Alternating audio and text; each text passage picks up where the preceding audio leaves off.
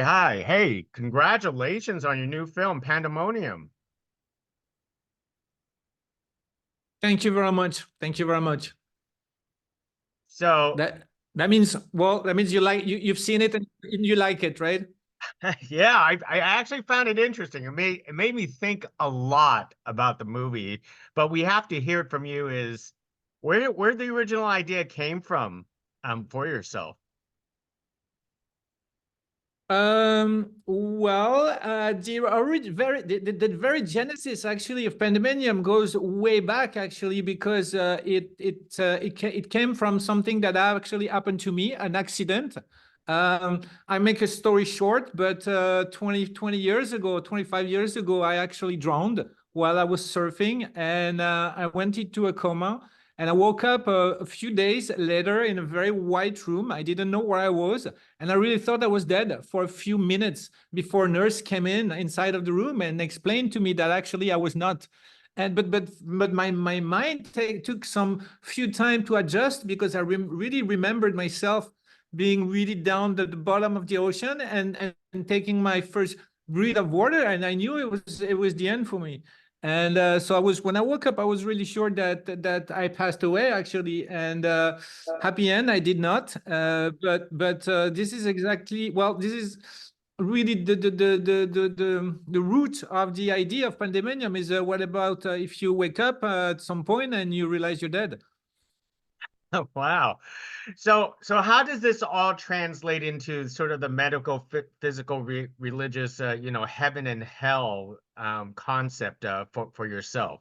Uh, Yes, I'm sorry. It was a cut at the beginning, and I didn't understand the beginning of your question. Yeah, I'm saying how does it translate? How did this became to basically become sort of the debate of heaven and hell for yourself? How did that concept came? Because I understand that you had a near death experience, but I'm assuming you did while you're in Uh, that state, you didn't see two doors. no, no, no, no, no, no. I didn't see to do. There has nothing to do with it. Well, that's just the story that came along. When I'm writing something, I really try to avoid having too many influence from outside. I know that everybody is the product of everything that we've seen in our life and everything that we heard, and that makes a great melting pot in your head. And after you, even though you don't want to be part of that influence, you are still a part of it. But I really try to take my own path, and knowing really where the ideas come from. This is a big mystery. It's just that the story at some point take control over myself, and then it writes by itself, I would say, nearly. So I thought it was. Well, I don't talk about heaven too much in my movie. We are more focused on hell, actually. Mhm. Heaven is just it's just a door where we never see what's happening inside of it. So, if the question was how was this concept came into me, really, I thought the duality, the duality was interesting, and the choice that those people have to make at the beginning, even though they are not really entitled by their own choices, but they have to follow the flow, and because of your past action, you're feeling you're going to pass against another one. But and I thought it was a pretty interesting storytelling for the beginning of the movie. So how do you I hope I'm being clear. Sorry for my rusty English, huh? no, it's all good. So how do you view the concept of hell and sins?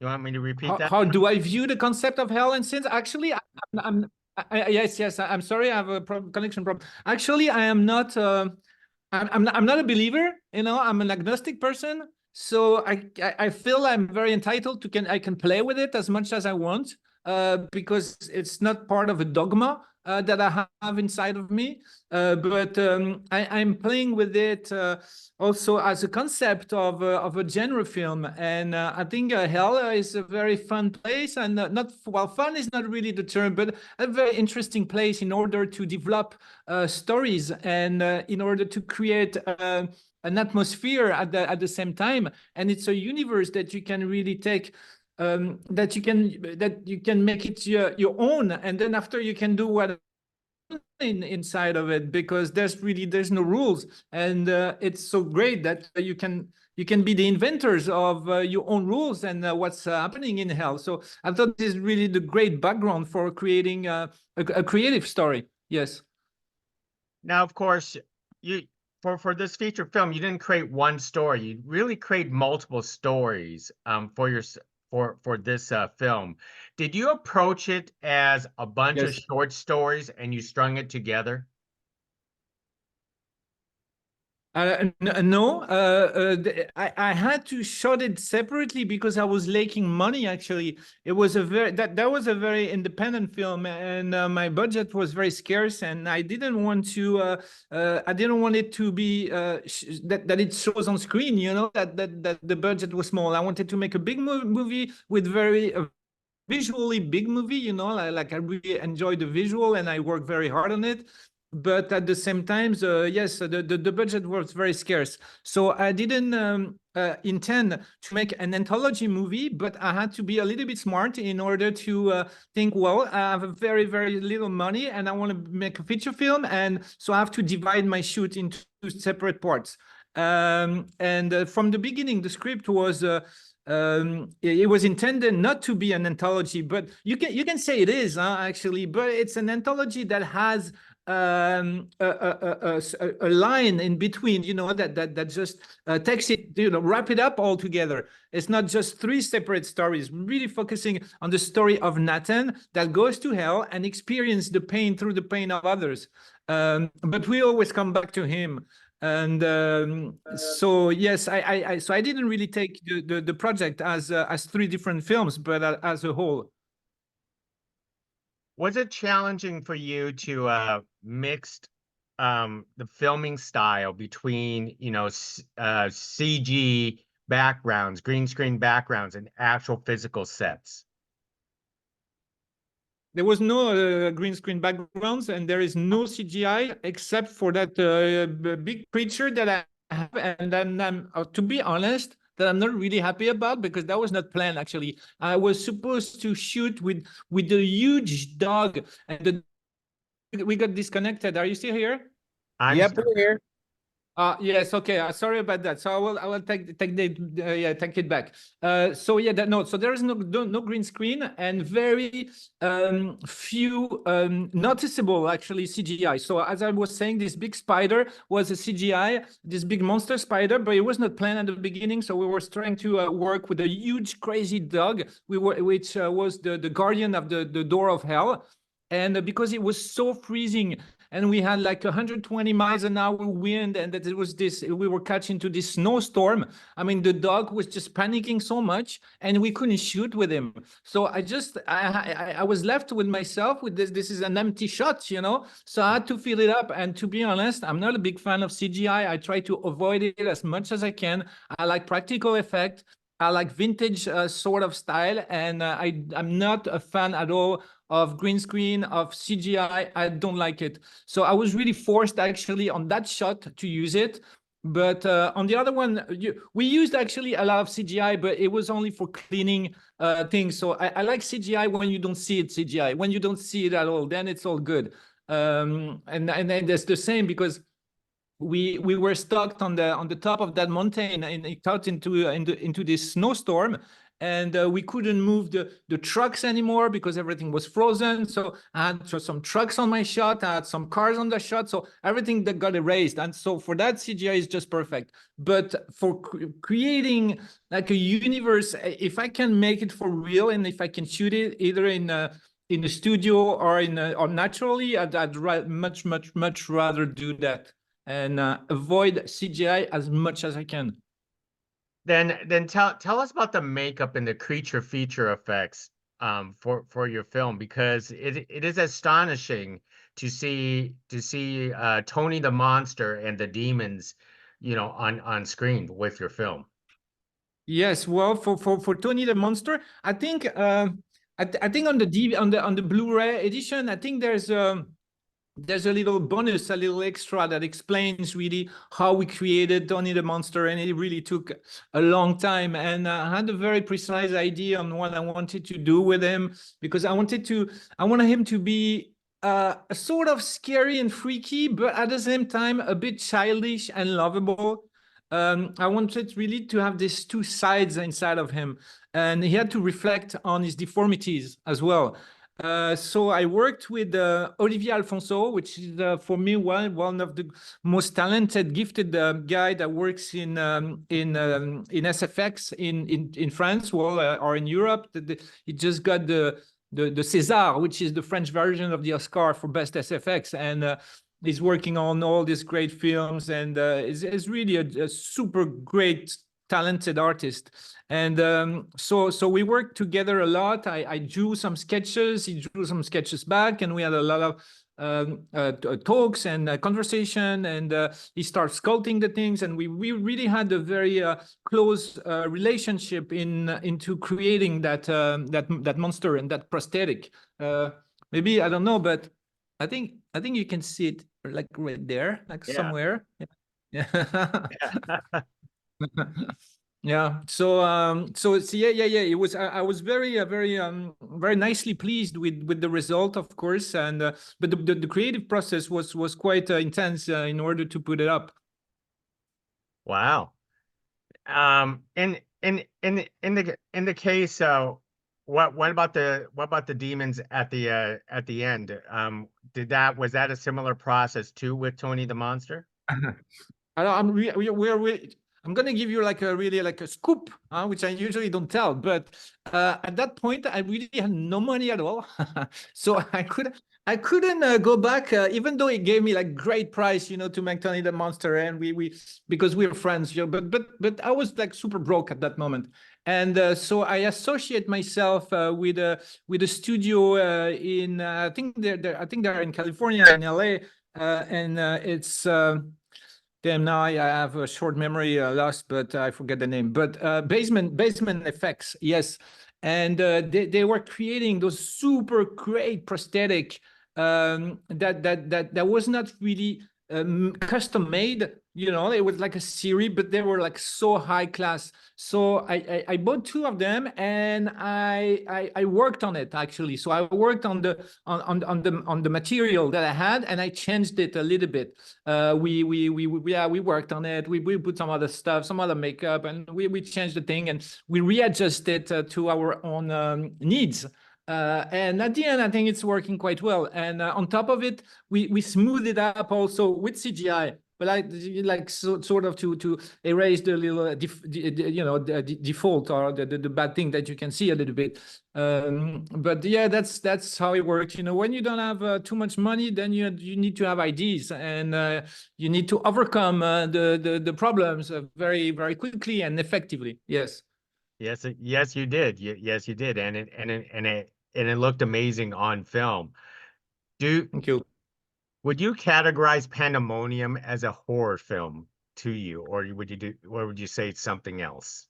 No, I think for hardcore horror fan, they might be a bit disappointed because they're not really gonna have what they expect in a traditional horror film.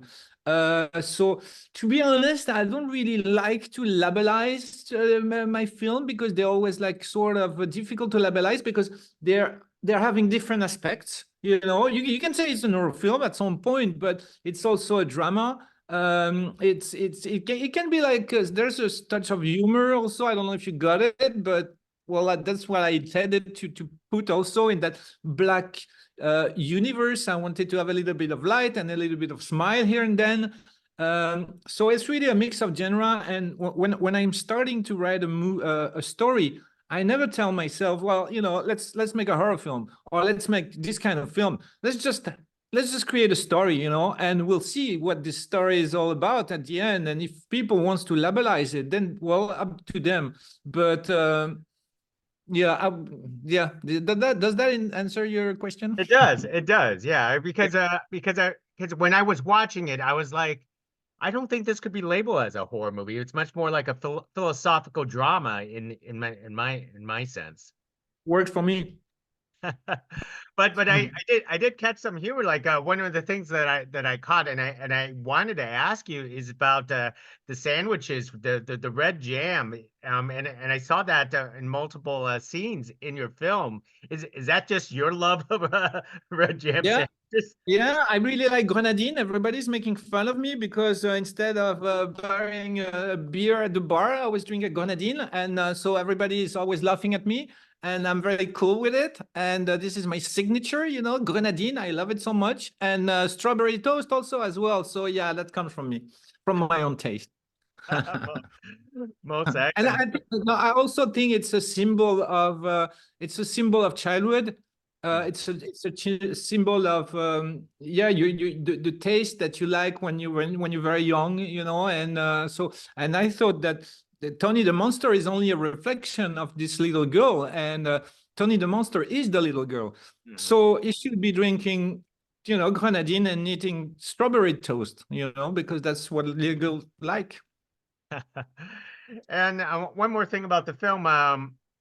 Did you have any debate on how you wanted to end this film Debate with who? with yourself? With my with myself. Like But yes, of course, you always have debate with yourself when you are arriving at the end of the story, and then you have to wrap it up. And I wanted to have a different layers to this film, and take, like sometimes U-turn, like really sharp turn. And some people really don't like my ending. Some people really do enjoy it a lot.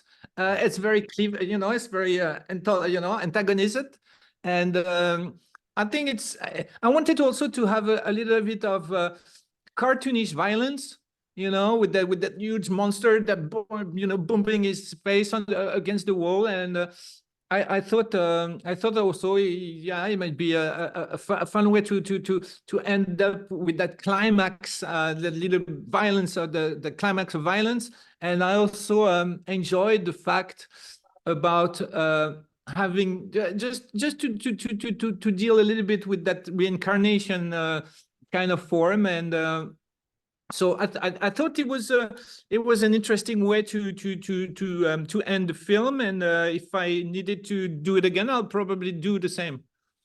most excellent.